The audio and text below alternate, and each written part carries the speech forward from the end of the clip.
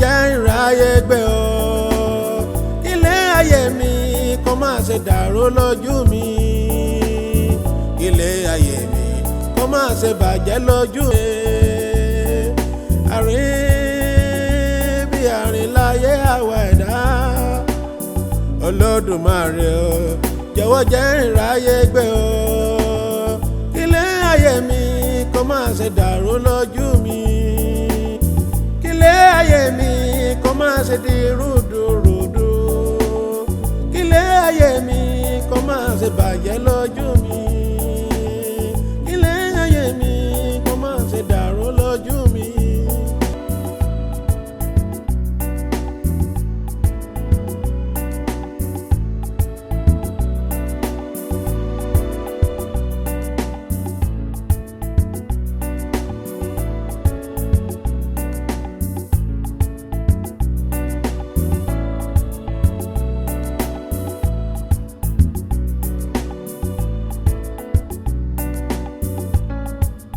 Àrín bí àrín láyé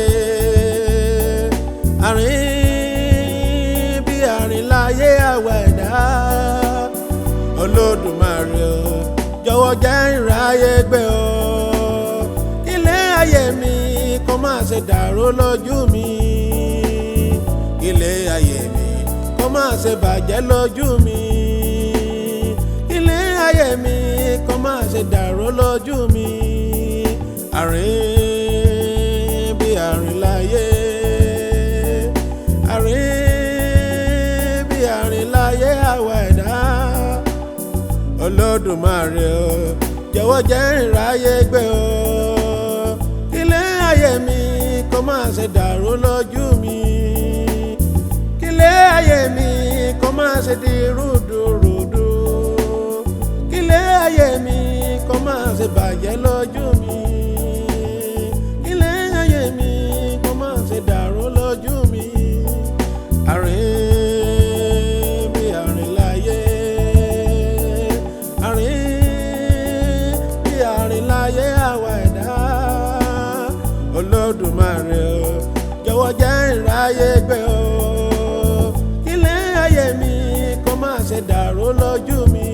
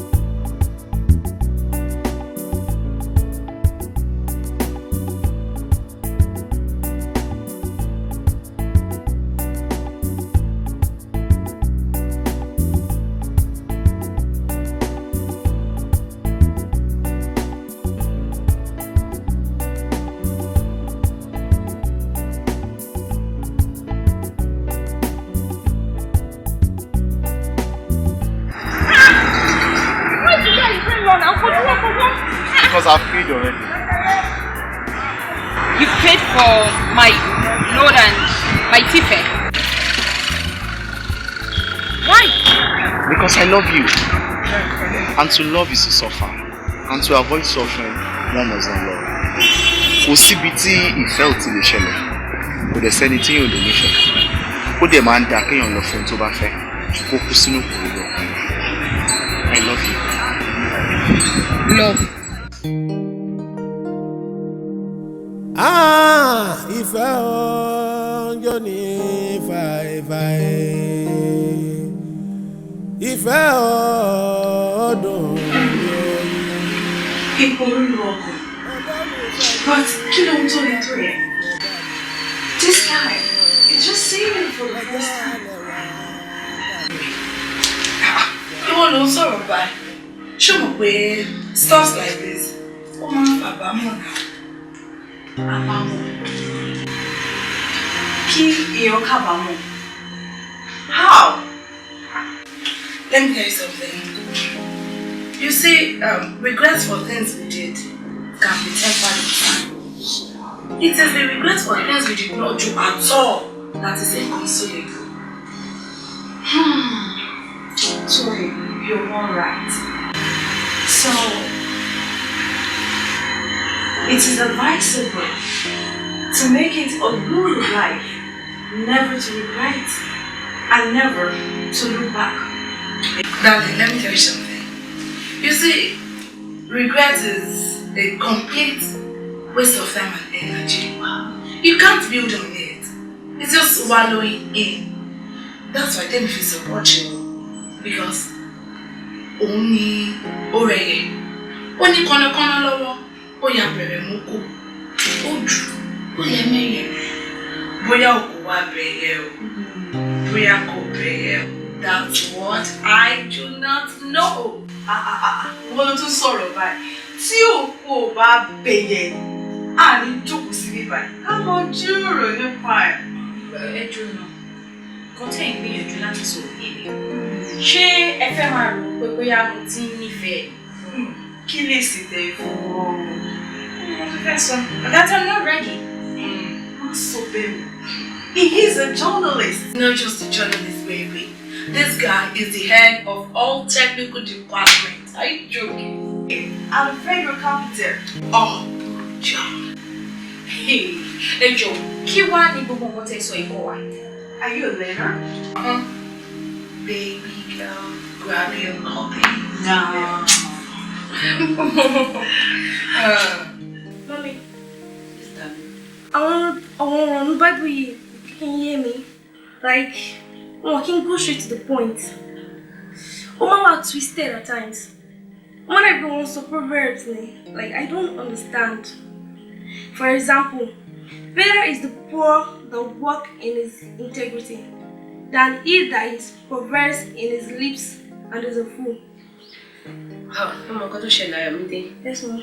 Kò ṣe pé àwọn ọ̀rọ̀ tó wà ní Bible people were twisted or not. For example, this particular verse you read. Yeah. Wọ́n try láti sọ fún wa pé ó sàn fún ènìyàn láti jẹ́ tálákà pẹ̀lú fọkànbalẹ̀ than kó jẹ́ olówó pẹ̀lú ọ̀pọ̀lọpọ̀ wàhálà lọ.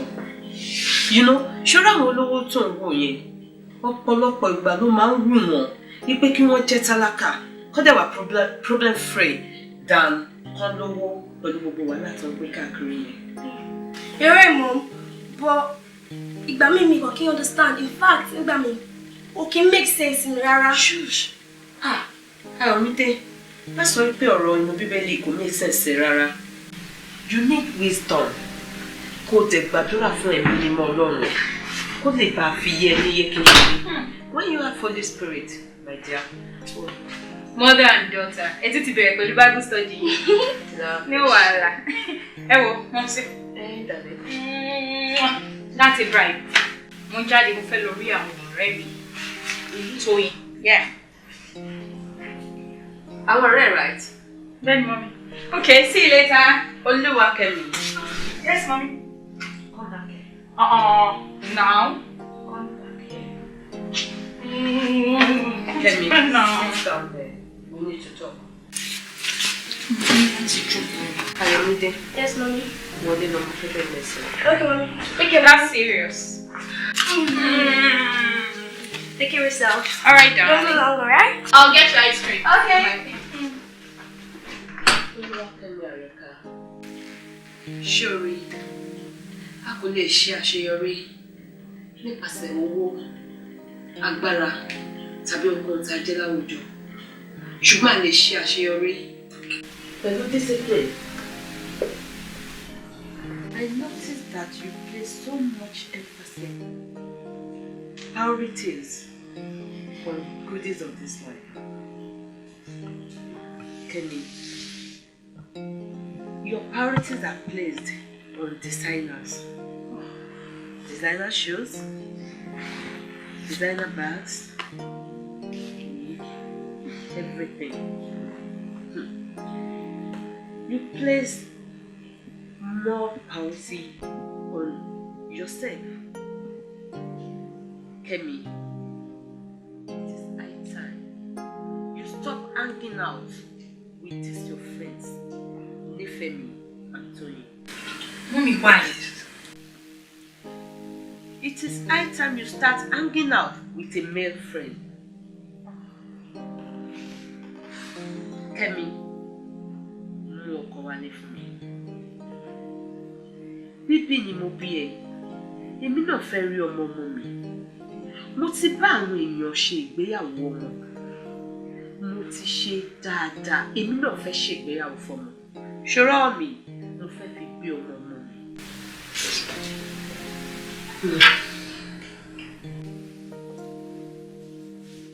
Kemi, mú ọkọ wálé fún mi. I want to use my hand to carry my grandchildren.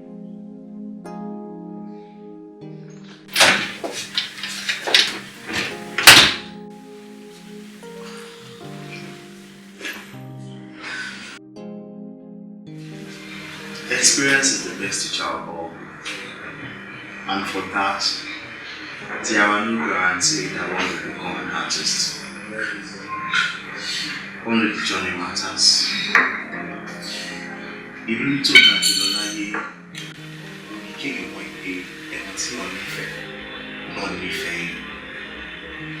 Until now, Kemi, I still don't understand you. I don't know where you stand.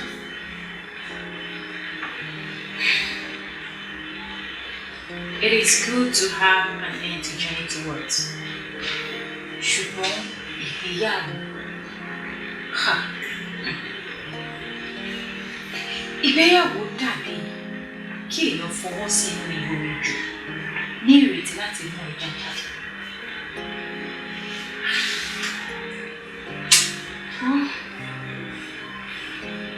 Mo mọ̀ pé wọ́n máa ń ní ìgbéyàwó dùn. Mo dẹ̀ tún mọ̀ pé kò sí ìgbéyàwó tí kò ní ìdojúkọ tiẹ̀. Ṣùgbọ́n káti ẹ̀ sọ pé mi àti ẹ bẹ̀rẹ̀ pẹ̀lú ọ̀rẹ́ náà. Má lè mọ irú ìdojúkọ tí mo fẹ́ rí by the time we get married. Please, let's just start as friends. Jerry, Kemi, I don't want to date you. If you give in now, I promise to marry you if I go back to Abuja. Yes.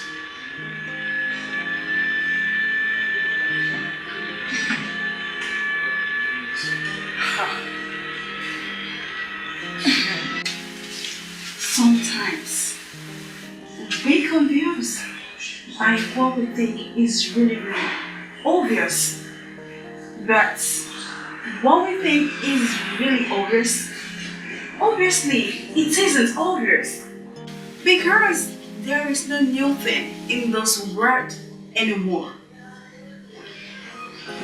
I do not understand you. Isn't it obvious? It's obvious it's not true. Ìgbéyàwó láìsí ìbàjọ́ rárá. See, it is better to be slow and careful towards the right directions than to be fast and careless towards the wrong path. See, you really have to be sure about your directions before you begin to take your steps. It really matters. Opportunities are usually disguised as hard work, so most people don't recognize them, except those who have foresight. Anyways, you may not have control over all the events that happens to you. Be sure you don't allow them to reduce you. Jobabo, wọ́n ní tó bá kọwájú sí ẹ, kọ́tà. Tó bá kẹ́yìn sí ẹ, kọ́tà. Tó bá ti kò wọlé kan, wà tún ìrọ̀ ara ẹ̀ pa. Olúwakẹ́mi, it is now over to you. Ìgbéyàwó. I have always been very skeptical about marriage because I only want to do it once and right. Kì í ṣe ibi tí mo fẹ́ wò tí mo fẹ́ gbójú kúrò. Kì í ṣe ọbẹ̀ tí mo fẹ́ fi sínú tí mo fẹ́ tò dà. Mo dẹ̀ mọ̀ pé ọgbẹ́ nínú ìgbéyàwó ọgbẹ́ ayérayé.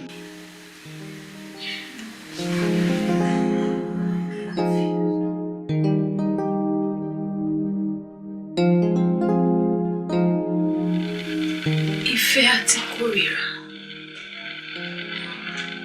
Wọ́n lè jọ gbé papọ̀ nínú ọkàn kan náà.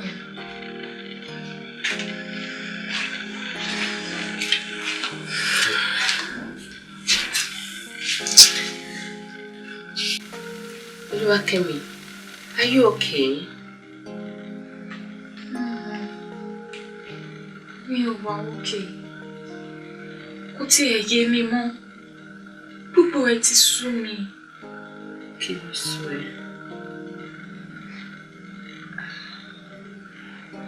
Báwo lọkùnrin ṣe máa sọ pé òun ò fẹ́ ká date before marriage? He's afraid of dating? Yet he wants us to get married. How is that even possible? There is nothing impossible under the planet again. But wait, who's in this state?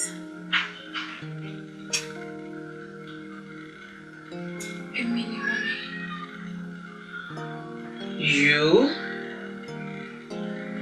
Are you telling me a guy proposed to you, wanting your hands in marriage, and doesn't want to go for dating? Yes, ma'am.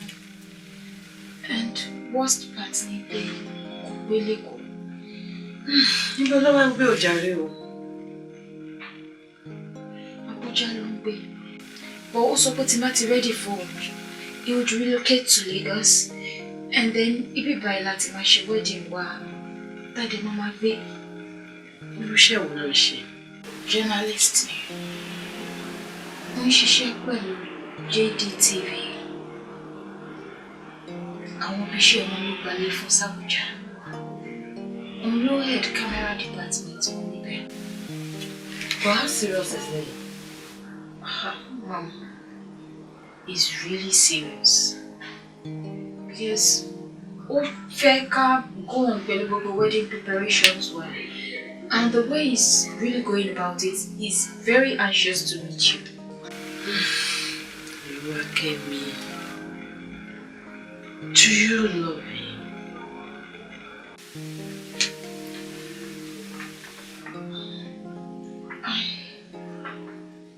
I love him, but the way he's... But you don't know him.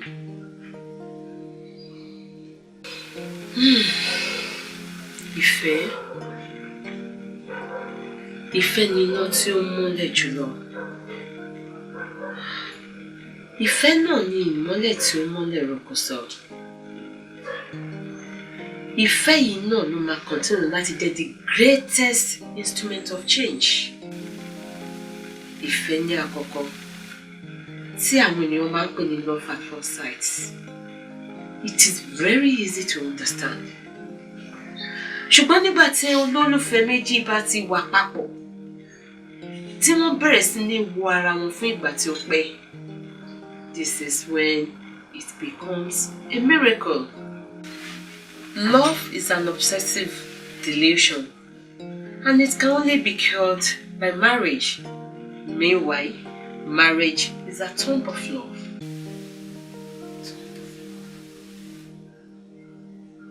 Sàárè ìfẹ́. Bẹ́ẹ̀ni, sàárè ìfẹ́. Kò sí bí a ṣe lè bára ẹni dọ́rẹ̀ẹ́ tó. A lè mọ ìwà ara wa tó.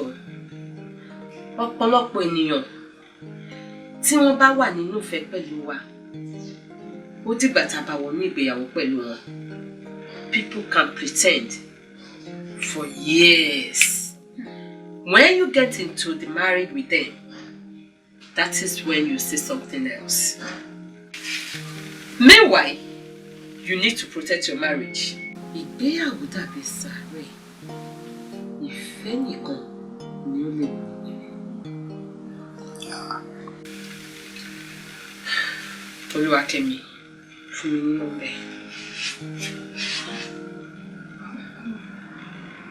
Fún mi ní nọ́mbà Kúnlé.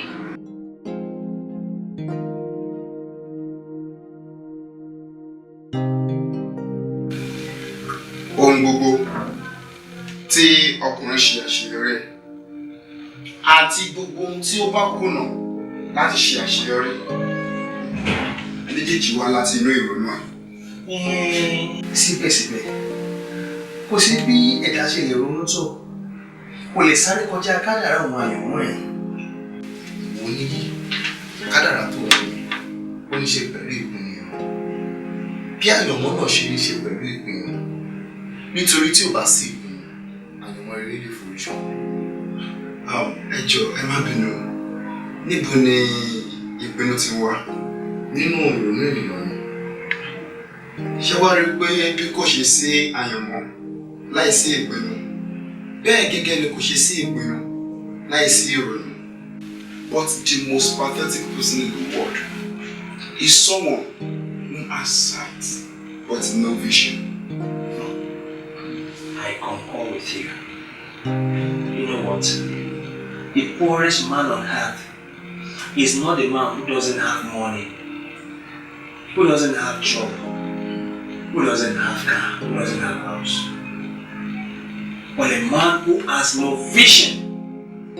Visionlessness is a poverty in disguise.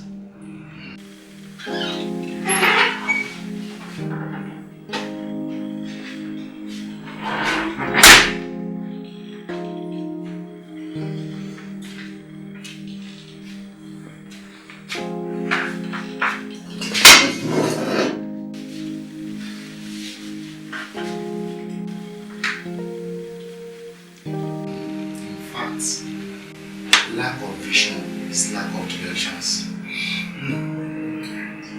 Vision also has to do with our thoughts.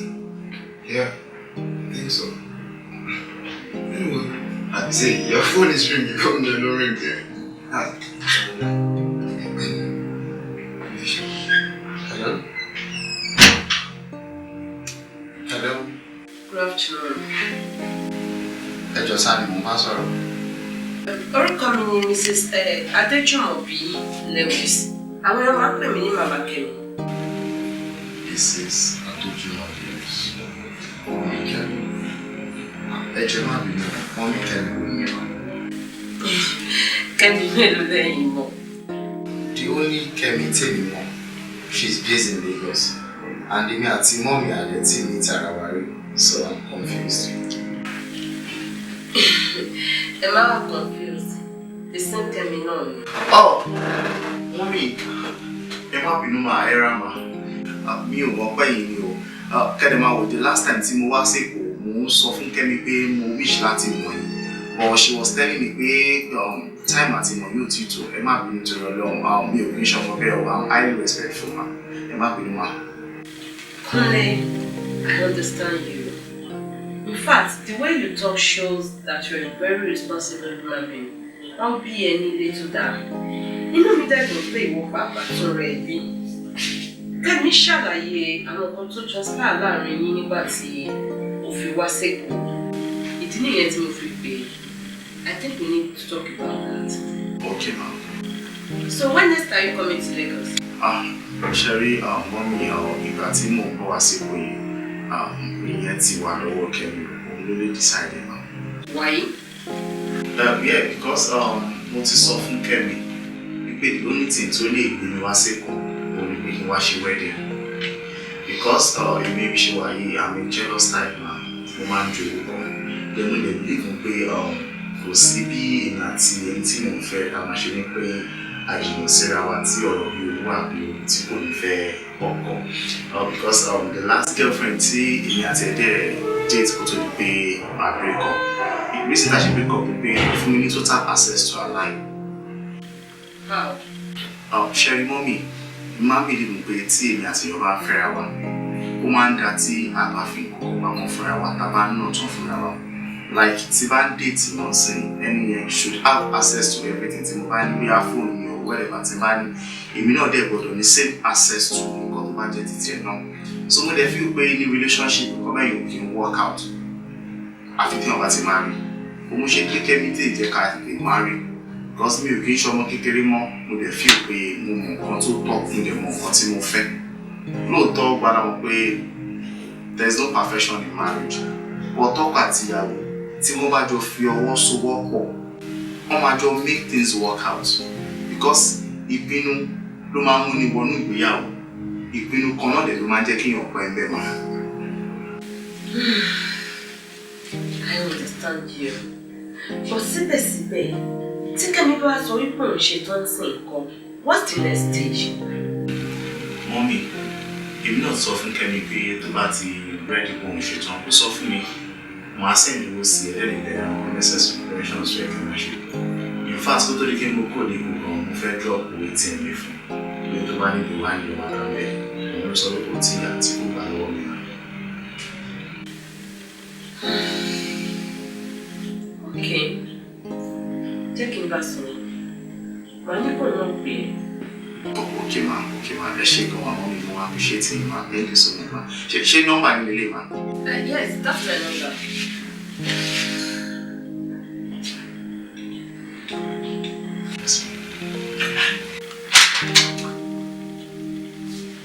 Mom,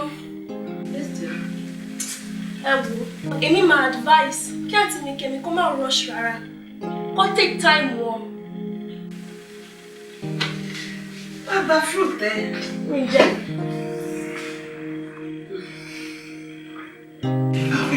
Mo kiri ìyàwó àti bí. Oh, that's good. Ká ṣe ìgbéyàwó láàrin nínú àwọn. Níjọ́ yẹn mo máa dábí ẹnu. Mo máa rò bí òwe.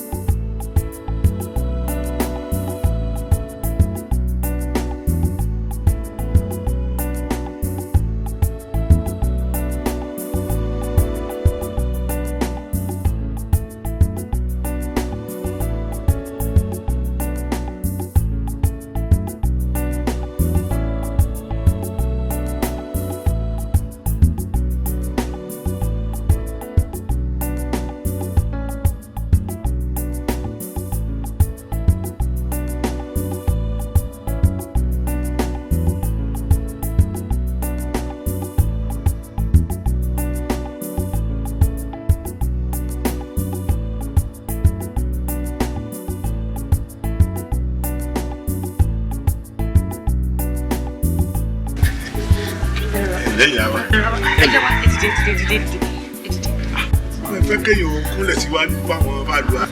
Èmi ò mọ. Rárá o. Ó yá, ẹ jẹ́ ká gbàdúrà. Olóore ọ̀fẹ́ ńlá gbàdúrà fáwọn ọmọ. Àmín. Ọlọ́run ẹ̀mí àwọn wòlíì òtítọ́ tí kò fi owó, àgbèrè, ohun àlùmọ́ọ́nì ayé ba ìpè jẹ́ gbàdúrà fáwọn ọmọ. Jẹ́ kí ara rẹ̀ káàbí.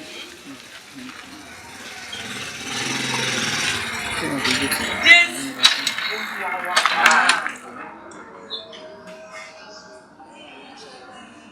Ló bá ọ lẹ́rù ara, ẹ̀rù kò sínú ọkàn mi, torí Jésù bẹ́ẹ̀ ni ayé o, ẹ̀rù kò sínú ọkàn mi.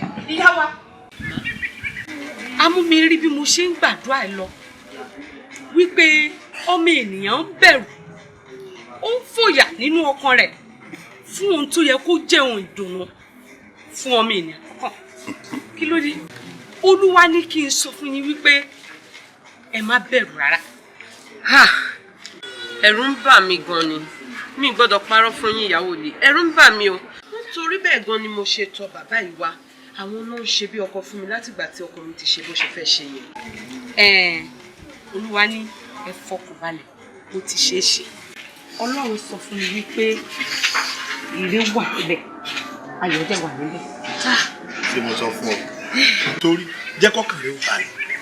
Mo sọ fún ọ nígbà tá à ń bọ̀ wá wípé ibi tá à ń bọ̀ wá lọ́dọ̀ màmá yìí. Nǹkan bá ti sọ fún wa báyìí Ọlọ́run ló sọ bẹ́ẹ̀ fún. Torí náà ká ní sùúrù ká fọkàn balẹ̀. Wọ́n náà sì rí gbàtà débí nísìn. Ó rí pé ayọ̀ ló já sí. Wọ́n ní adùn ṣe bí tọ́lọ́run lọ́wọ́ sí. Àṣòro ṣe bí tọ́lọ́run ọba ò lọ́wọ́ sí. Wọ́n wá lọ́lọ́run gan-an ó lọ́wọ́ sọ̀rọ̀ yìí. Ọ̀rọ̀ náà ó sì dayọ̀. Àfọkàn balẹ̀. Bàbá ọkọ mi. Olúwa ṣe o. Ẹ̀yin náà kú lọ ní nǹkan. Àìfárí lẹ́yìn olórí, òun náà ló jẹ́ kí n tètè tọ̀ yín. Níbàjẹ́, eléyìí ti dà níbàjẹ́. Ẹ ṣé ìwé màmá wa, ẹ ṣé mo dúpẹ́, ẹ ṣé.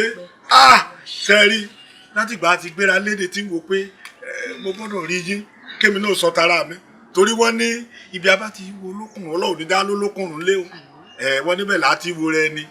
Ẹ dákun ẹ ṣàánú mi o contract kan lèmi náà ni mo fẹ́ gbà kíní ọ̀hún wá ń fì báyìí ẹ dákun ẹ bá mi ṣe kó bọ́ sí wa lọ́wọ́ kọ́rọ̀ mi ó mọ̀ já sí lásán ẹ dákun. bàbá wa ẹ fọkàn yín balẹ̀ kò ní bọ́ ọmọ wa lọ́wọ́ n ó fún yín nìkan wọ tẹ́ mú dání mò ń bọ̀.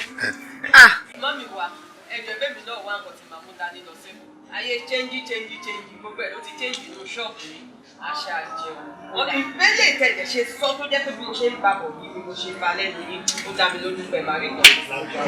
ó dà ẹ dúró tèmi. ẹ ṣe màmá wa.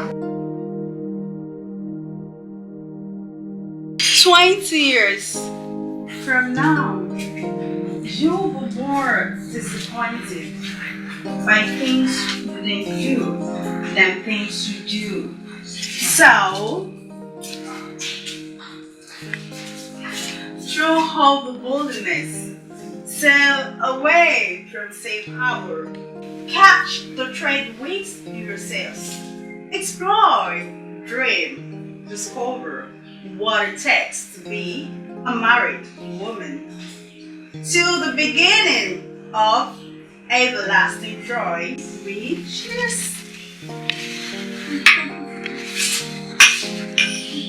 Congratulations, baby. Thank you.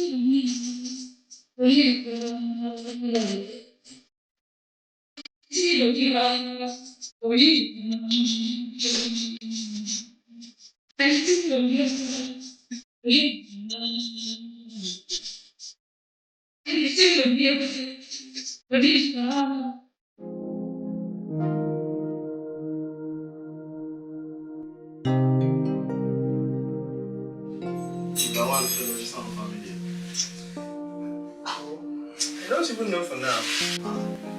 Kilometer people see more for now. See already, you don't need all that.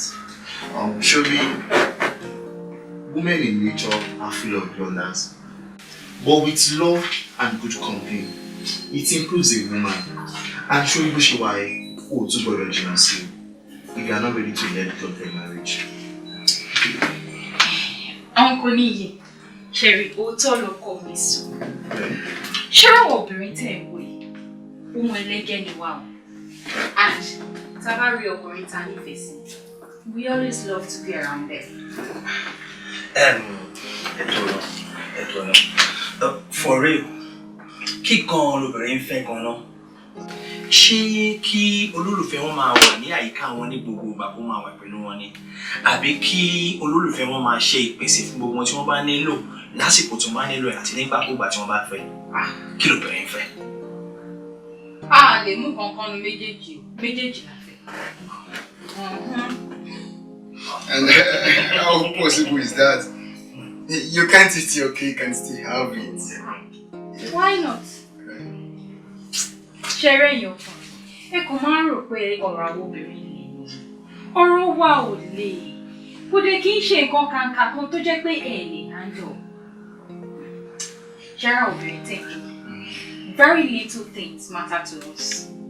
A máa fẹ́ rí ìgbìyànjú ẹni tá a bá nífẹ̀ẹ́ tá a lè lérò pé òun náà nífẹ̀ẹ́ wa láti máa ṣàwọn nǹkan kéékèèké kan. Once you love something or you love someone, you go the extra mile to make that person happy. Yeah. Well, kì í ṣe pé mo sọ pé àwọn obìnrin pé o. Torí pé àwọn pé ẹ̀yàn ọkùnrin náà kì í ṣe pé. Ṣùgbọ́n ibi tí ìfẹ́ bá wà, ìtiraka gbọ́dọ̀ wà níbẹ̀. At least you have to make effort. Mi ì lè sọ̀rọ̀ fún gbogbo obìnrin. Ṣùgbọ́n mo mọ̀ pé àwọn obìnrin míì nǹkan tó ń fẹ́ ni ọkùnrin tó máa wà lọ́dọ̀ wọn every time. Ṣẹ́rí fún àwọn obìnrin míì, wọ́n kàn máa ń fẹ́ attention ọkọ wọn ni. Bíi pé tó bá wà níbí kan, kí ọkọ wọn kó máa fọwọ́ kàn wọn every time. Everybody ṣáà mọ̀ pé yes o, èmi mo ní o, tèmi ní tiẹ̀, tiẹ̀ ní tèmi o, it's taking. For obìnrin míì, they are all after the material things. Ẹ bá ṣáà ti ń supply wọn pẹ̀lú gbogbo nǹkan tó ń fẹ́. Bẹ́ẹ̀ bá a máa wálé fún ọdún kan sí tó kàn wọ́n. Fọkùnrin náà, àwọn nǹkan tọkùnrin fẹ́, these days nǹkan ti yàtọ̀. Ẹ̀yin ọkùnrin tó yóyò, ó ti yẹ kí gbogbo ẹ̀ kó ṣáà máa ṣe shine. Only a lot of ẹ̀yin ọkùnrin fẹ́. For some men, like my darling here, he wants a very intelligent woman. Tó jẹ́ pé tó bá ń sọ̀rọ̀ báyìí, ọ̀rọ̀ tó máa sọ, ó máa jẹ́ ọ̀rọ̀ tó mú ọpọlọ wá. Yeah, just like me too. Ṣùgbọ́n ju gbogbo ẹ̀ lọ, kọ́lọ̀ kan wà mọ̀ ṣe. Irọ́ ni. Bẹ́ẹ̀ ni, irọ́ pátápátá pa àlùbá. Sorry, I can tell you 20 good things that women want. 20. Okay. As a woman affair minister that you are, oh yeah, I'm going 20. Mama Baeka. Alákọ̀ọ́kọ́, ẹ̀yin obìnrin, ẹ fẹ́ràn kí olólùfẹ́ yín kí ó máa bọ̀wọ̀ fún yín ní gbogbo ìgbà 80%. Yeah, mo dárúkọ yẹn lẹ́ẹ̀kan náà. Ẹ fẹ́ràn kí olólùfẹ́ yín kí ó máa fìfẹ́ hàn yín nígbàkúgbà 95%. Yẹn náà wà òkè. Mo ti dárúkọ yẹn náà. Ẹ fẹ́ràn kí olólùfẹ́ yín kí ó má gbàgbé ọjọ́ ìbí yín fún ìṣẹ́jú kan. Mo gbọ́dọ̀ gbàgbé ẹ̀. Ń gbọ́, wàá gbàgbé. 99%. Ẹ̀yin obìnrin, ẹ fẹ́ràn kí olólùfẹ́ yín máa yẹ ẹ̀rọ ìbánisọ̀rọ̀ yín alágbèéká wò ní ìṣẹ́jú kọ̀ọ̀kan láti mọ ẹni tí ó pè yín àbí ẹni tí ẹ̀ ń pè ṣe rọ̀ ni. Bàbá ń bá rí ẹ, ẹ̀yin obìnrin, ẹ fẹ́ kí olólùfẹ́ yín máa súnmọ́ yín ju ẹ̀ẹ̀kan lọ láàrin ọ̀sẹ̀ 100%. 100% yẹn lóòótọ́. Ẹ̀ẹ̀kan nínú ọ̀sẹ̀. Tó bá possible gan-an 8 times in 7 days. 8 days in 7 days. Láì ṣe bá tọ̀rọ̀ náà. Ìfẹ́ ọdún bí oyin, olólùfẹ́ mi dákun fìfẹ́ bá mi lọ, lọ́jọ́ alẹ́ wa kálẹ̀ jẹ́ ìfẹ́ àní lọ́jọ́ alẹ́ wa kálẹ̀ yá ìfẹ́, lọ́jọ́ alẹ́ wa kálẹ̀ jẹ́ ìfẹ́, àní lọ́jọ́ alẹ́ wa ká máa kó ọmọ, lọ́jọ́ alẹ́ wa ká lè jèrè ìfẹ́ o, àní lọ́jọ́ alẹ́ wa ká máa mọ bójì ọmọ àmì o, lọ́jọ́ alẹ́ wa ká lè jèrè ìfẹ́ o.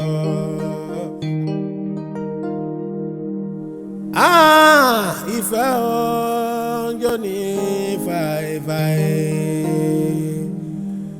ìfẹ́ ọdún bí oyin olólùfẹ́ mi dákun fìfẹ́ bá mi lò lọ́jọ́ alẹ́ wa ká lè jèrè ìfẹ́ àní lọ́jọ́ alẹ́ wa ká lè yá lọ́jọ́ alẹ́ wa ká lè jèrè ìfẹ́ àní lọ́jọ́ alẹ́ wa ká máa sunkún ọmọ lọ́jọ́ alẹ́ wa ká lè jèrè ìfẹ́ àní lọ́jọ́ alẹ́ wa ká máa mọ bójì ọmọ àní lọ́jọ́ alẹ́ wa ká lè jèrè ìfẹ́. Are you okay?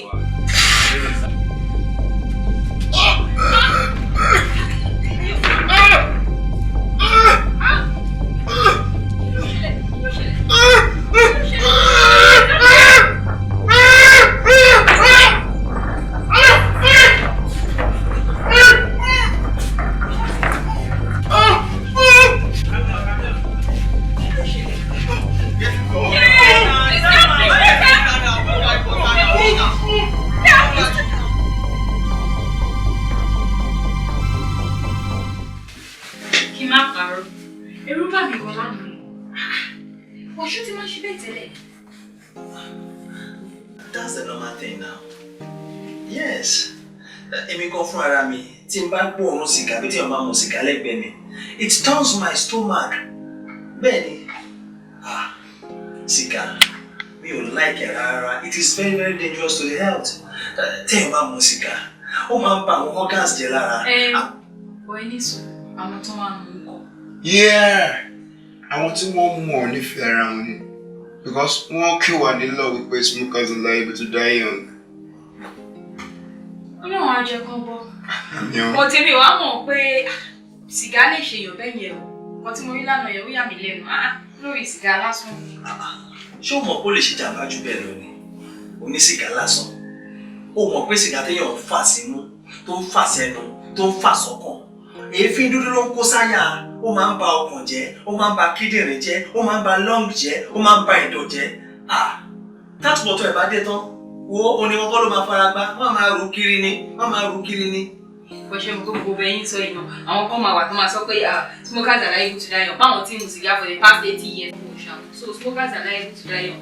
Ṣé ẹ tó pé ẹ̀rọ má tẹ̀yẹ ká mẹ́ni lọ síbẹ̀? Èyí tí wọn náà wá ń sọ yẹn tó bá padà ìyá wọn máa padà ṣe nǹkan kan lára wọn. Bẹ́ẹ̀ ni gbogbo ọkàn á dúdú.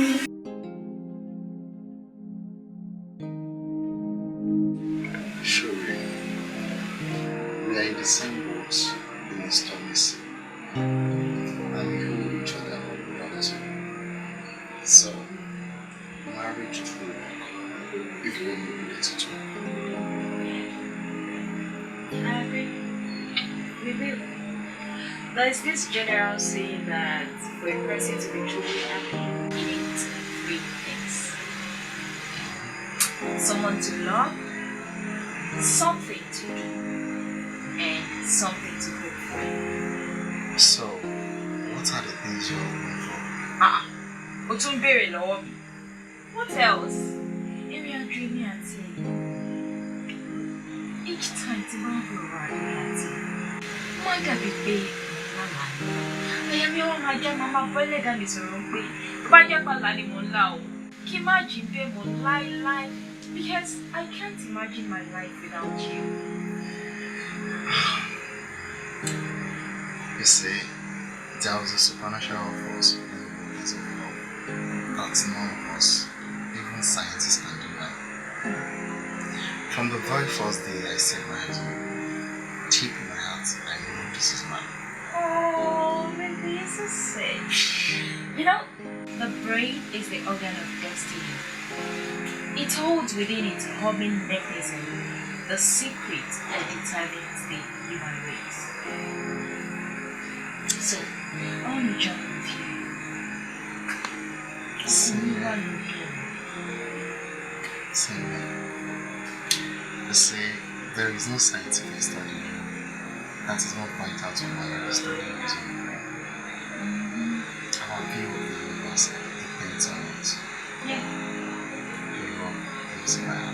Oh, baby, you're sweet.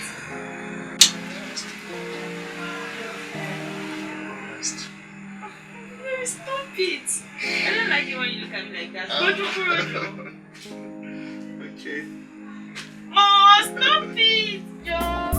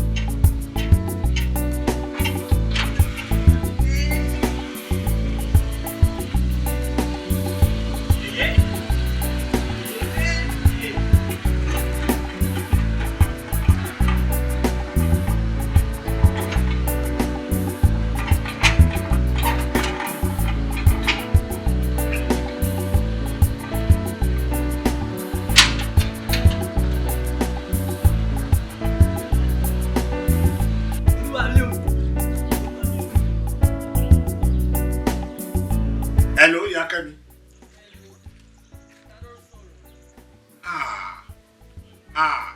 Yakemi. So wa mo mi ni abo wojú fóònù ẹ o ti ń bínú sí mi. Ó dá má bínú. Má bínú. Wo kò wù èmi náà kí n má wá. Kò wù mí kí n má wá. Ohun tó ṣẹlẹ̀ ní nǹkan ayọ̀ náà dẹ̀ ló ṣẹlẹ̀. Jọ̀ọ́ torí Ọlọ́run má bínú sí mi. Nípa contract tí mo sọ yẹn. Èní iná ní kí n wá. Mo dẹ̀ dúpẹ́ lọ́wọ́ Ọlọ́run. Wo lẹ́ni gangan náà ṣe sign kìíní ẹ̀. Èní gangan náà sign ẹ̀ fún mi. Kódà gbogbo ẹ̀ kàn bọ́ dúra wọn ni. A dúpẹ́ ayọ̀ náà ní lọ́dọ̀ Ọlọ́run. Jọ̀ọ́ má bínú sí mi torí Ọlọ́run. Mi bínú, mo ti gbọ́. But ó kàn dùn mí pé ẹ̀sìn bẹ́ẹ̀ ni. Because èmi àti yín la jọ plan gbogbo kìíní láti bẹ̀rẹ̀. Ẹ dẹ̀ mọ̀ pé kò sẹ́ni tí mo fojú jọ. Ẹ̀yin nìkan náà lẹ dàbí ọlọ́rọ̀ mi nínú fámìlì yẹn. Ìyẹn náà ló kàn jẹ́ kó dùn mí díẹ̀. Ṣùgbọ́n ju gbogbo ẹ̀ lọ, èmi yẹ wá bàbá ọkọ mi. Àdúpẹ́ ó máa yẹ wá ni. Lágbára Ọlọ́run ayọ̀ la dẹ̀ máa rí níbẹ̀. Ayọ̀ la máa rí níbẹ̀. Wo foríjì mi lórí tó ṣẹlẹ̀ yẹn ṣùgbọ́n màá tún bá Kẹ́mi àtọkọ ẹ̀ máa bá wọn ṣe nǹkan tó dáa. Báwo dẹ̀ ni Kẹ́mi àtọkọ ẹ̀ náà ńkọ́? Èmi máa fi wọ́n sílẹ̀ síbẹ̀ ni. Bí mo ṣe gbọ́ fìrìfìrì pé ọkọ àti ìyàwó ti fẹ́ máa lọ. Tàbá ti fọmọ fọ́kọ tán, kí ló dẹ́kù? Èmi ya bẹ́sẹ̀ mi sọ̀rọ̀. Ìfọ́ àbí mo ṣe ń wọlé gangan lè pè mí. Ṣé mo pé mo sọ fún yín pé Kúnlé ò ní òbí mọ́? Ṣùgbọ́n àwọn ọ̀gá ẹ̀ láti ibi iṣẹ́, oh my God, wọ́n gbìyànjú gan ni. Wọ́n náwó, wọ́n nára. Ẹ̀rọ alábùkù ẹ̀gbọ́n yín yẹn, wọ́n jẹ. Àwọn àtàwọn ọmọ tún ń dì sínú polybag. Wọ́n jọ ń jẹ àtàwọn ọmọ ẹ̀. Bàbá Jọkẹ́ nìyẹn o. Ta ni tún máa ṣe bí òun ṣàwọn? Ẹ wo, ó dùn mí gan-an ní bẹ́ẹ̀ sí bẹ́ẹ̀. Kẹ wá wò wọ́n. Ṣùgbọ́n àwọn ọ̀rẹ́ ọmọ yín, wọ́n gbìyànjú gan-an. Onífàájì làwọn ọmọ yẹn. Onífàájì ni wọ́n. Oníyẹwà gan-an ni. Bẹ́ẹ̀ ni ti àwọn jọ́nálìsì rí. Wọ́n máa ń dúró tira wọn ni. Wọ́n ń yára wọn lẹ́gbàá kankan. Ọlọ́run á kú bá fèrè àti ìbùkún sí agbára Ọlọ́run. Ó láìpẹ́ èmi náà máa wá rí yín. Ṣé gbọ́? Wá rí yín. Àjọ ya ayọ̀ papọ̀. Kò sí. Ọmọ mi, kò ṣe káwọ́. Ìfẹ́ ọdún bí ó. Gal, dear newly married angel. Hey, fair party on you. Anyways, the most important and spectacular phase in your life has already started. As you've decided to start a family, my prayer for you is, may all your plans and hopes on it become true. Ìfẹ́ tí ò lópin, ìfọ̀kànbalẹ̀, ọlá ní àlá, Àlùbáríkà, ọmọ rere ìbejì mẹ́fà. Àwọn máa ń jó pẹ́ fọ́ rẹ̀. Mi ṣe bí máa lè pín fún yá. Wait, the most important of it all. Òun ni wípé kó o tètè kó ọpẹ mọ́ra. Káwọn náà lè tètè wá kó ìrẹsì ọmọ jẹ o. Nítorí nífẹ̀ẹ́. Òbí súrà pé bẹ́lẹ̀ ìṣe wà ó ti jèrè ọkọ. Òbí súrà ẹ̀ lára. Irọ́ ni o. Mo gbọ́. Abẹ́ ti dáyọ̀. Báyọ̀ mi bí ti ká kí wá ló máa kú folo. Ọlọ́run ò ní jẹ́. You are right. Ṣorí ọ̀rẹ́ wa tó kò bá yán mi o débi tó máa kú folo. Bẹ́lẹ̀ ìṣe wà ó dídí èèyàn ló fẹ́ ní. Àṣeyàn ló lè. Ó lè. Kẹ́mikẹ́mú o. Ẹ dúró, ó lè bí ti bá wù. Ẹ dúró. Ṣé bí ẹ̀yin ọ̀rẹ́ mi lẹ sí mi lọ sílé ọkọ? Àbí kí ló ti wá kọ́? Ẹ̀yin ọ̀rẹ́ mi kì í sọ fún mi. Sí nǹkan tó dùn bí ìbáṣepọ̀ nínú ìgbéyàwó. Kí ni táwọn dùn? Bóyá kò sí, bóyá ṣíkíáṣíkíá mo ti ń lọ sílé o. Àbí ó tún wá díjọ́ wò ká tó ríra báyìí. Especially when the guy in question was as good as my husband. Kò lè yẹ yín ẹ̀yẹ̀ rẹ̀ bó ṣe ń gbé fún mi báyìí nínú náà ń gbé wọn. Bó ṣe ń faná wọlé, iná ń ràn kiri everywhere ni. Tẹ́ bá délé mi báyìí, fire everywhere, every angle, fire ni. Anyway, ṣorí nígbà tó ti dé level fire báyìí, you people really need to be careful kí ẹ má lọ jẹ́ kí ilé iṣẹ́ kankan lánàá. Lánà bí ti bá wò. Ẹni tó dá ò dá síbẹ̀ kó máa lánà náà. Insurance cover ẹ̀. It is the sweetest thing in this world. With it, ara èèyàn máa balẹ̀. Gbogbo mo máa ń wà kranky tẹ́lẹ̀ yẹn. Kò sí nǹkan tó ń jẹ́ bẹ́ẹ̀ mọ́. Mi kì í bínú. Ó yẹ yín náà, it's just so sweet. Ṣé tó bẹ́ẹ̀ tó bẹ́ẹ̀ ni? Ó lè jù bẹ́ẹ̀. It is the sweetest food in the world. Ẹni tó dá, ó kó àwọn èròjà tó pé sí ìwé. Torí kò ní láti di ẹnu ká tó wà dùn. Kò ní láti di ẹ̀kẹ́ náà ká tó feel that sweet flavour. Tí wọ́n lè máa ń pè ní àdùnmádẹ́kẹ́. Ẹ wò láti òkè odò títí dé ìsàlẹ̀ àdó. Ó lágbára lọ. Mo lè jẹ all day without getting satisfied. Yeah, is that Kẹ́mikẹ́mú o.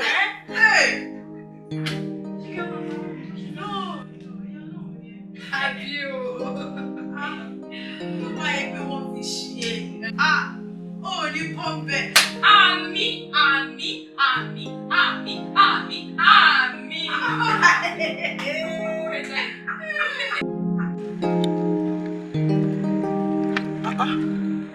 Ta ló fẹ́ yàwó ní síta ló ń kọ́lé wẹ̀?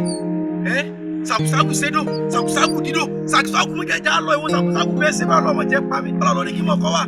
Ìpàdé rẹ̀ bẹ̀rẹ̀ jẹ́gbọ́n yìí, ó mọ̀ sá káàkiri mi láti pálọ̀, ó sì tọ́lẹ́tì, wọ́n sáré káàkiri bíi Spartacus. Wàhálà dé tán ní ìsìn ọkàn mi. Àwọn olùsìnkú sì mọ̀ para mi stọ́bọ̀. Kàmánà tó ń ṣẹlẹ̀ báyìí àtúntò fẹ́ lọ́dún lóru. Tí wàhálà ò dé báyìí. Wàhálà ẹ̀dílẹ̀ tán ní ìsìn, ó dàjọ́ sí.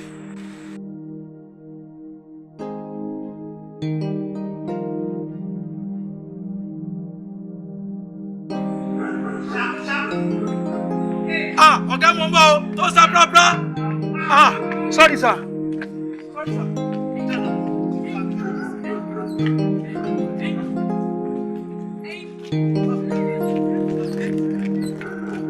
Ṣé báwo náà ní gbogbo ẹ̀ tún wáyá?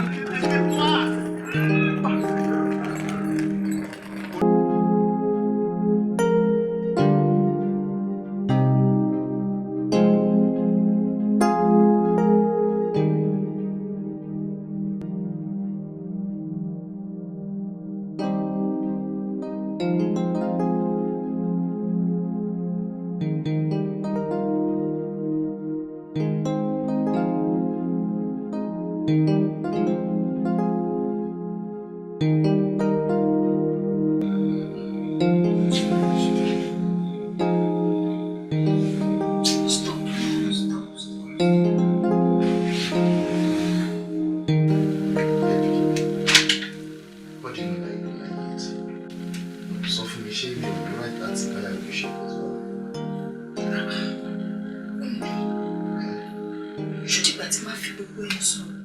Sọ̀rọ̀ pé kí? Èèyàn ọkùnrin máa burú o. Kúnlẹ̀ ò burú. Kúnlẹ̀ ò dájú ọkùnrin yẹn. Why? Àti àárọ̀ títí dalẹ́ mo máa tọ́jú ọmọ ẹ̀mí nìkan iná ni. Ó tún wá di alẹ́ tó jẹ́ pé ó yẹ kí n ní peaceful sleep. Ó tún wá bẹ̀rẹ̀ sí máa fọwọ́ kàn mí lára. Kí ló dé náà? Ó fẹ́ máa pọ̀ mí mọ́lẹ̀. Ṣé ti máa ń kọ́ntínú ilé ayé mi bẹ́ẹ̀? Ṣé mi ní tètè gbọ́ kí ọkọ̀jọ owó tó dé? Why? Ṣọ́rẹ́ o. Ṣọ́rẹ́ má jẹ́ kí n bí o sí ẹ o. Mi ní fẹ́ sọ̀rọ̀ sí ẹ o. Respect her o. I'm very serious about that.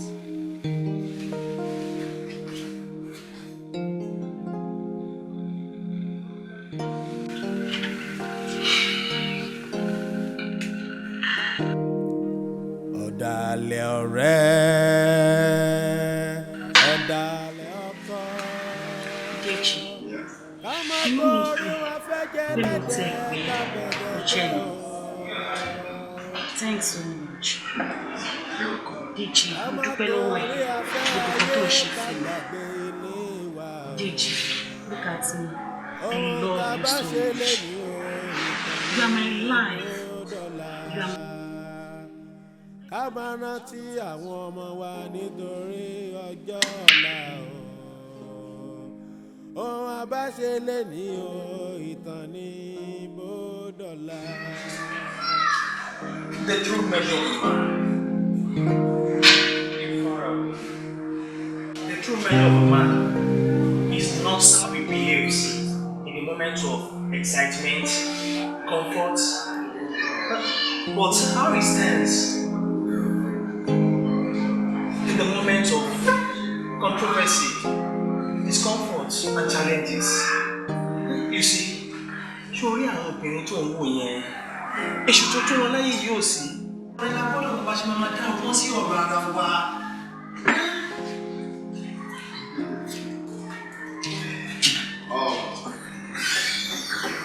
You see, what my heart of really being the best.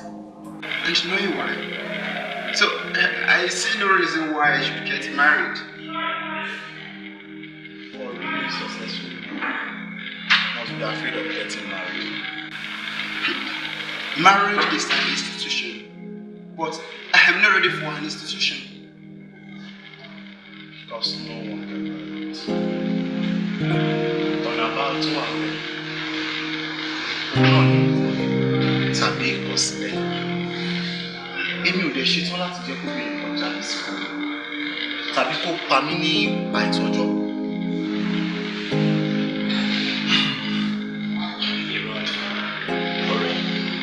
It is not what you think. Don't just think that way. All you need is to get yourself a young, fresh, good-looking baby. To mama fi paronu rẹ. Yeah.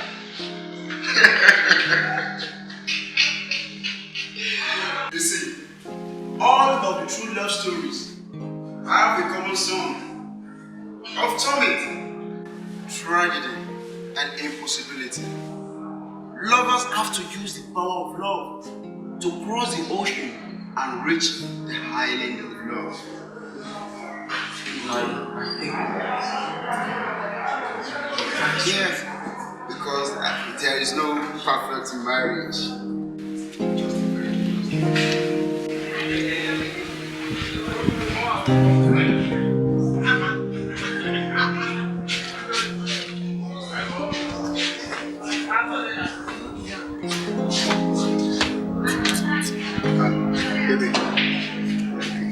Please tell me, not there to stage.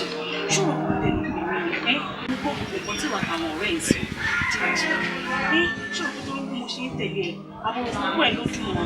I love you. Defend you. If you're shadowing me. No. No. Come on. Call it off. No. It can be funny at times.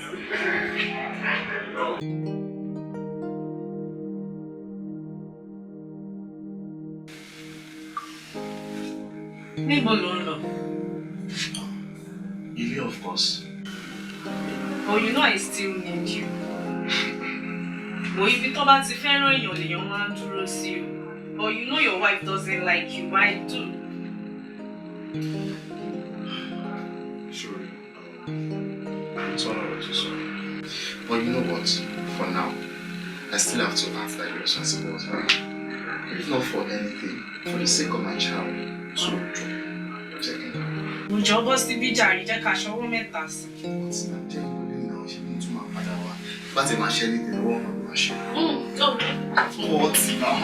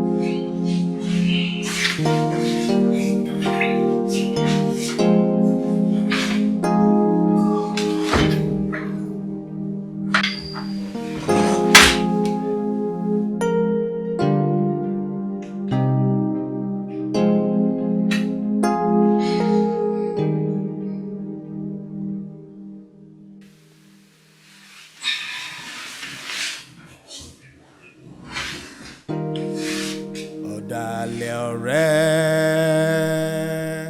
ọ̀dàlẹ̀ ọkọ ká má torí wọn fẹ́ jẹ lẹ́dẹ̀ ká bẹ̀dẹ̀ jẹ́ o ká má torí afẹ́ ayé ká gbàgbé ilé wa o ohun tá a bá ṣe lé ní o ìtàn ní bó dọ̀la ká máa rántí àwọn ọmọ wa nítorí ọjọ́ ọ̀la o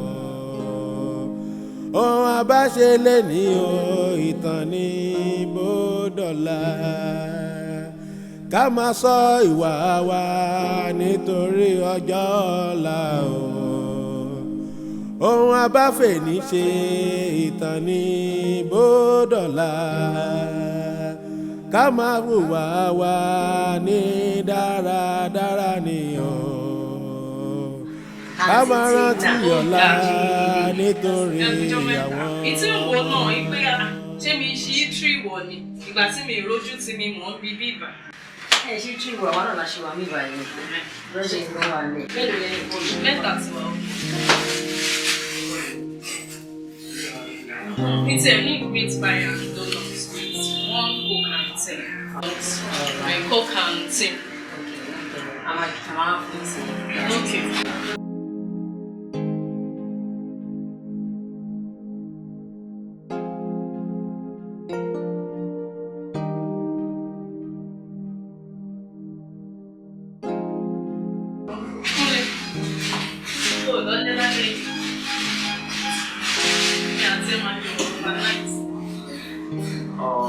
It's not such a big one to be what's this?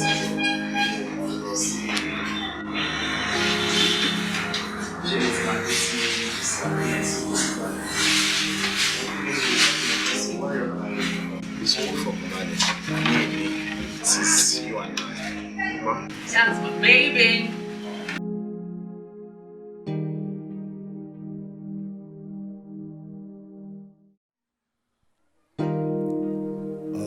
ọ̀dàlẹ̀ ọ̀rẹ́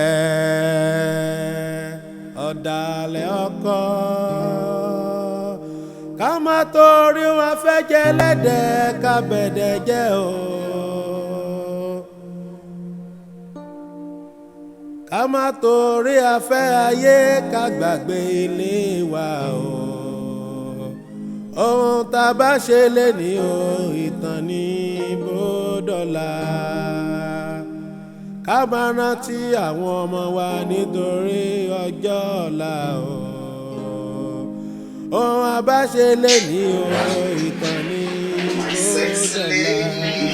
dọ̀la ká máa sọ ìwà wa nítorí ọjọ́ ọ̀la o ohun a bá fèní ṣe ìtàn ní bó dọ̀la ká máa hùwà wa ní dáradára ni o ká máa rántí ọ̀la nítorí àwọn ọmọ.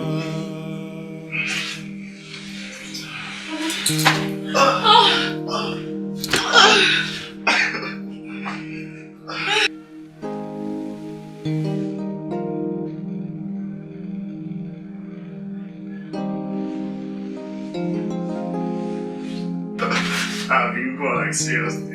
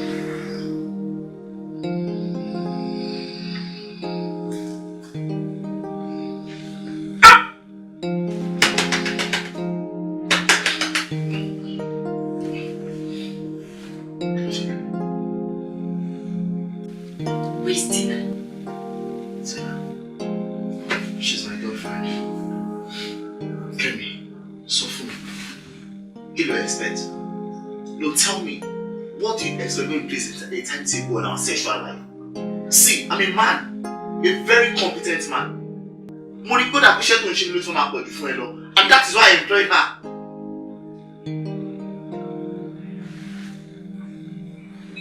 You are... Of course, yes.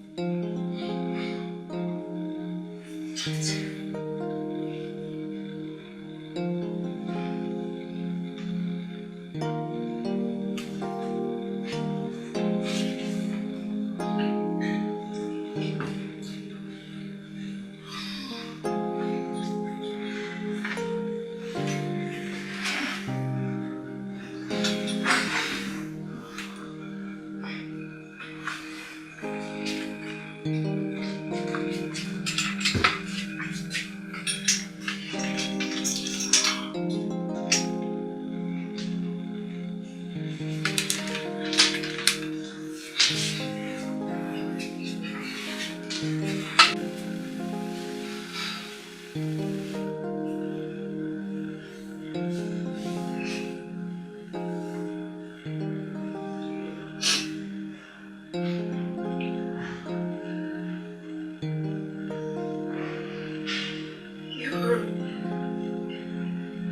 right.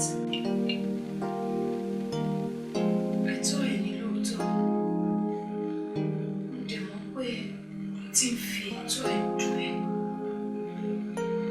I'm so sorry for hurting you and denying you of your right. Jọ̀wọ́ má bínú sí mi. Kẹ́mi, sọ fún mi, kí ni nǹkan tí mo ṣe fún ẹ tó fi gbá ìtì mi? Because I said the truth. Ṣé torí mo sọ tọrọ? Ṣùgbọ́n sọ pé òótọ́ ọ̀rọ̀ máa ń fihàn lómìnira rẹ̀.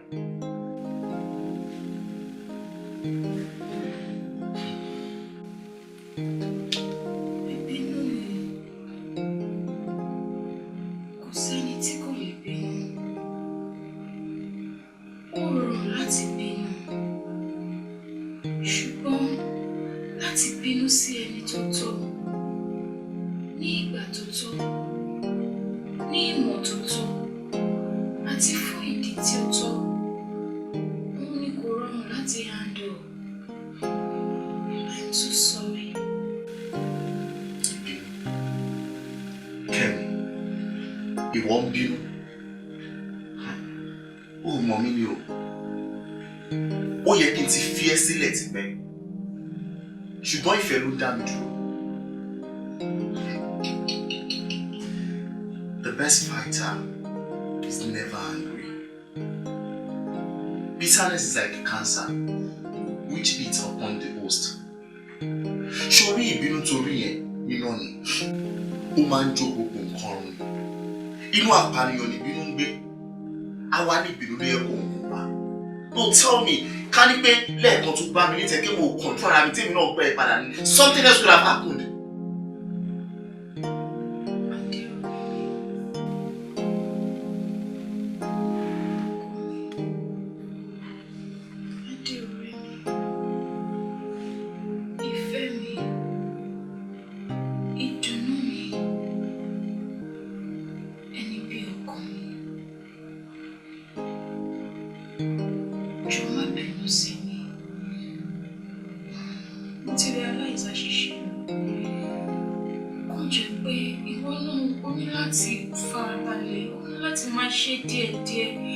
I mean, your appetite for sex is too large.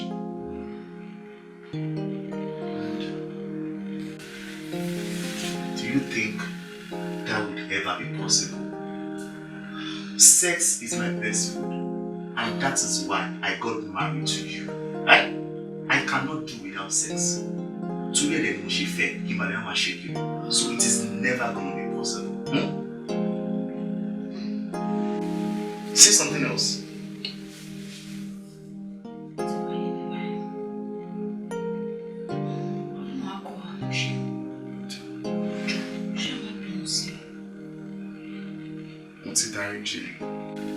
But if one of my take you share, we should buy military. Timba lo ba be Sorry. Of course. Just like that. I know. Baby, if that's okay, fine. Besides. Ti ready to cause Okay, sorry. Sorry, baby. You tell me someone can joke like that. So what do I enjoy? No, of course, ma. It's fine.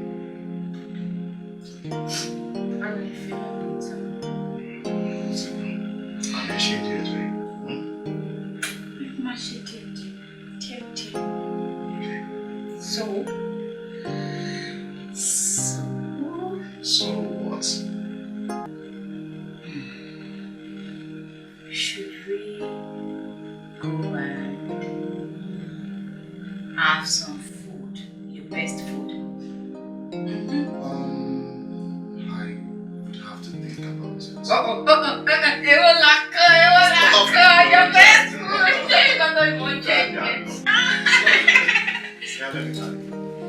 food! Okay.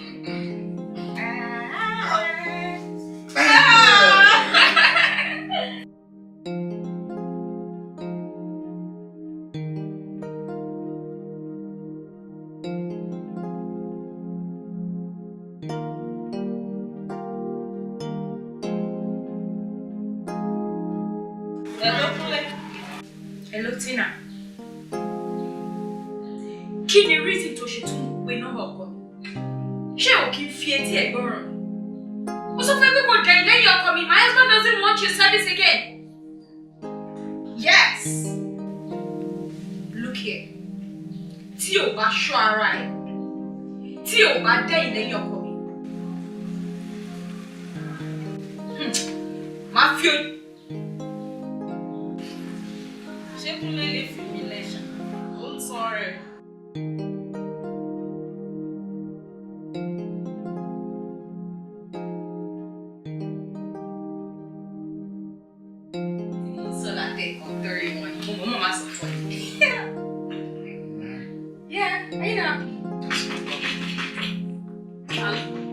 Àlàáfíà fún nílé yìí. Ó mọ̀ sí nìyẹn. Àlàáfíà fẹ́ni tó wà. Mọ́mí! Olúwa tẹ́mi sọ́lá mi o. Ẹ rà sá.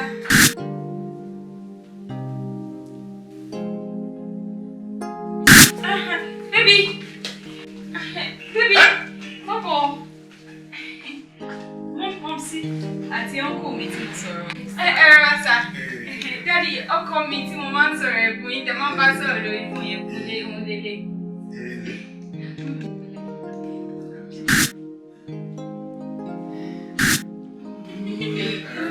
Mo dúpẹ́ ò ṣe tí mo sọ̀rọ̀ inú mi dùn wọ́n máa ń kẹ́. Ẹ jókòó Daddy.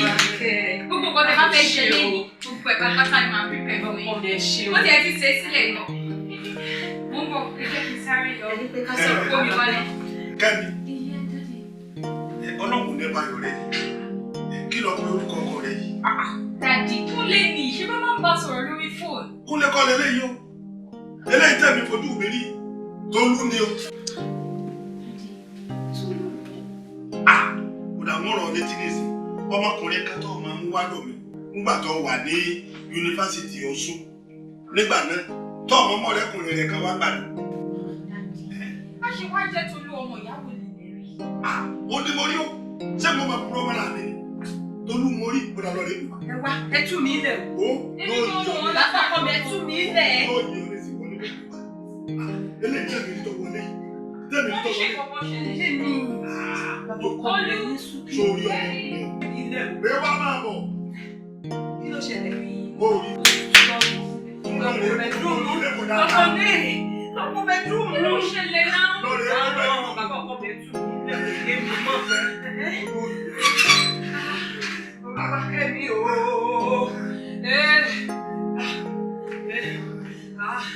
Barabalẹ̀. Ṣé mo ti wá máa tó gbọ́? Barabalẹ̀. Yóò pè wá. Ìbọn la kọ́kọ́ mi sí. Ìbọn la kọ́kọ́ mi sí. Ìbọn la kọ́kọ́ mi sí. Ẹ gbà mí o. Ẹ gbà mí. Ẹ kọ́kọ́ mi sí. Kí ló ṣẹlẹ̀ bá? Kọ́kọ́ mi o. Ìpè tí ẹ bá kọ́kọ́ mi sí. Ẹ sọ fún mi. A ṣe ní lọ́sí ìdáfẹ́ ìgbọ́n báyìí. Èmi ò rò bẹ́ẹ̀ o. Àtàbádẹ́ lè lọ lẹ́yìn. A lọ lọ́jọ́ mi. Kúnlé tí Kúnlé tó fi já wọlé. Ilé tí mo bá mi.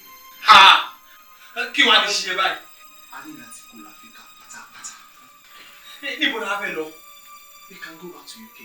UK? Ilẹ̀ tí mo bẹ́ mi náà ní UK. Mo ti gbàgbé. Ok, bóyá ká lọ sí Canada, Turkey àbí US. Ẹ jẹ́ ká mú kọ̀ọ̀kan nínú ẹ̀ta. Fine. Anyway, tá a bá tiẹ̀ máa lọ. Ẹ máa fi mi láyè kí n kọ́kọ́ lọ fi ìyàwó mi àti àwọn ọmọ mi kí n fi wọ́n àwọn òbí mi. Ok, ẹjọ́ sí wa. Mo ti Kúnlé. Kí ló tún fi mọ́ ọmọ ẹja ní? Ṣé bí mo mú pé kí n lọ sọ́dọ̀ máa mi ni mo kọ́ máa ètè lọ síbẹ̀? Ṣé mo pé ọmọ kékeré lójú mi? Ṣẹlẹ̀, mo ti ráyè ìgbìmọ̀ kankan. Are you sure? Yes. Okay. Fast. Bàbá, ohun tẹ́ ń sọ òye mi. Ṣé pé ohun tẹ́ ń sọ fún mi ni wípé Tolú lọ pé ọmọ mi sì wà lórí ilé alààyè? Bẹ́ẹ̀ni. Ó sì tún níyàwó. Ó níyàwó ìyàwó rẹ̀ gan-an ni. Ẹ wá tún ló bímọ. Ó bímọ. Ọmọ tó bímọ fún un náà yìí. Àmọ́ ó ti mọ́ ọmọ òun lọ. Ó mọ ọmọ òun lọ. Ó ti mú lọ. Àmọ́ bàbá, báwo mo ṣe fẹ́ gbà yín gbọ́? lóòótọ́ ni. Lóòótọ́ ni pé ọmọ yìí ṣì wà lórí ẹ̀. Ṣùgbọ́n ojú kòkòrò ni. Ojú kòkòrò Kẹ́mi ló sọ mí dá láàmú tí ìjẹ́lẹ̀ bá ògiri tí ò ní wálé mọ́. Báwo ló yẹ ṣe báyìí? Kẹ́mi, hold on. Kẹ́mi, listen to me. Why are you doing this to me? Please now, ṣé mo lè ṣe nǹkan tí ò dáa fún ẹni? Ìwọ Tolú, ò lóòótọ́, àwọn dẹ̀ ni ẹ́. Kẹ́mi, ṣé mo ti ṣe nǹkan báyìí fún ẹni ni? I have 70,000 naira with me. I have to pay my school fees. After this, I'm going to settle yours. Please try and understand me. Tolú, problem tí mo ní pẹ̀lú ṣé pé òbí o. It's the fact that onírọ́ ni ẹ́. Ṣé o mọ iye owó tèmi ti ná lé ẹ lórí? Lẹ́yìn ẹ̀yẹ́ ló ṣé o mọ iye owó mi tí wọ́n ti jẹ? Just call me a liar. Yeah, you're a liar. Tolú, jẹ́ kí n bẹ̀rẹ̀ lọ́wọ́ ẹ̀. Èló kan lówó tó wà lọ́wọ́ ẹ̀. Kẹ́mi, I have 70,000 naira with me and I'm paying 110,000 naira for my school fees. You know it. After this, I'll settle your bill. Please. Tolú. Yes. For the last time, èló ni owó tó sọ pé wà lọ́wọ́ ẹ̀ at the moment? Kẹ́mi, do you think I would like to know? Just answer my question. Okay, I have 70,000 naira. 70,000? Yes. Tolu, I put it to you that you're lying. You're a bloody liar. So even when we pay 100,000 naira, no, what 100,000 you need to drop it. Does that mean you don't like it? So it's not your wardrobe? Yeah, I have to. Why do you have to do that? Oh, so if you don't twist this, no problem. No jail way, she go. If you won't buy me, fi send only promise you. Talking to me this way, Kẹ́mi. Hello, Kẹ́mi. Baby. Kẹ́mi, what is wrong with you? You don't happy to see now. I'm very angry. Inú bí mi gan. Ọmọ Tolú yẹn dẹ̀ ló ń bí. Yeah, the guy just wants to be useless. Kí ló ṣe? Imagine, mo rí owó lọ́wọ́ Tolú. Ó dẹ̀ ní pé kó fún mi, ó láwọn nǹkan tí mo fẹ́ sort out. Tolú ní láti máa sọ fún mi pé mo fẹ́ sanwó school o. Tó bá ti sanwó school tó, tó bá láwọn change mi. Imagine.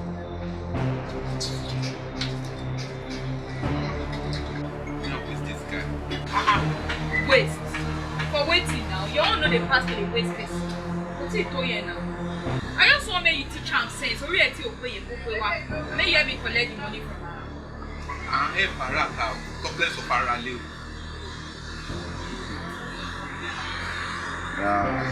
Kẹ́mi, I'm happy, but now I can see you are alright. Not really, until you stamp it. See that? It's a decision. Boss. So how can you see? Do you care for them? I have plenty things I will. Come on!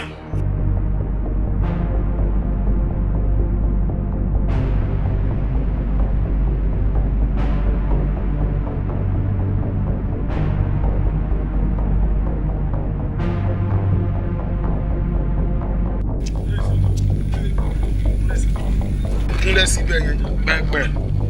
Kúnlẹ̀! Ó ṣá wèrè ṣá.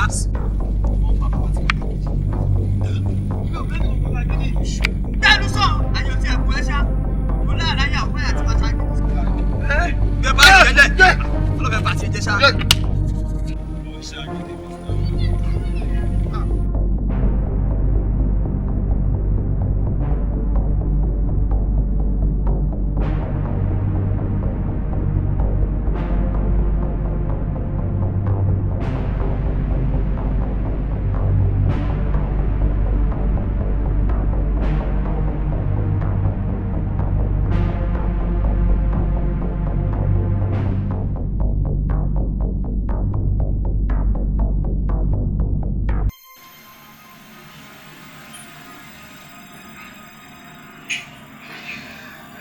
Mami,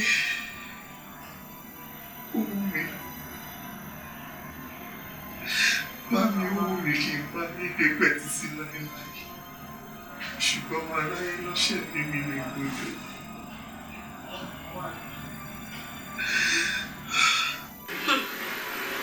Ọkọ mi, àsọtẹ́lẹ̀ tí mo gbọ́ ni wípé èmi àti ẹ ó fojú kanra wa. wàá sì tún fi ohun ìkọ̀kọ̀ kan hàn mí kí ló dé dákun. Kò lè ṣe é ṣe mọ́. Kò lè ṣe é ṣe mọ́.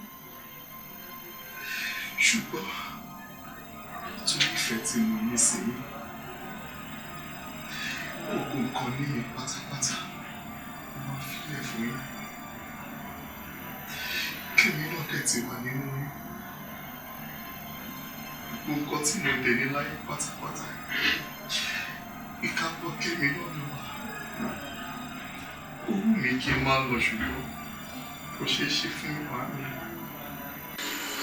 Ọkọ mi, dákun, yọ̀ǹda ọmọ tó wà lọ́wọ́ rẹ fún mi. Dákun, yọ̀ǹda rẹ̀ fún mi. Kò lè ṣeéṣe lẹ́yìn tó pẹ́. Wọlé, fún mi ní káàdì mi bàbá. Ọgbọ́n fún bàbá, ọgbọ́n ní fún ọmọ, ọgbọ́n ní fún ọlọ́run ẹ̀mí mímọ́. Jésù láti kọ́ ṣe ó bẹ̀rẹ̀ sí bẹ́ẹ̀ ló ti máa rí nígbà gbogbo ayé àìníkàṣù. Ọgbọ́n ní fún bàbá, ọgbọ́n ní fún ọmọ, ọgbọ́n ní fún ọlọ́run ẹ̀mí mímọ́. Jésù láti kọ́ ṣe ó bẹ̀rẹ̀ sí bẹ́ẹ̀ ló ti máa rí nígbà gbogbo ayé àìníkàṣù. Ọgbọ́n ní fún bàbá, ọgbọ́n ní fún ọmọ, ọgbọ́n ní fún ọlọ́run ẹ̀mí mímọ́. Jésù láti kọ́ ṣe ó bẹ̀rẹ̀ sí bẹ́ẹ̀ ló ti máa rí nígbà gbogbo ayé àìníkàṣù.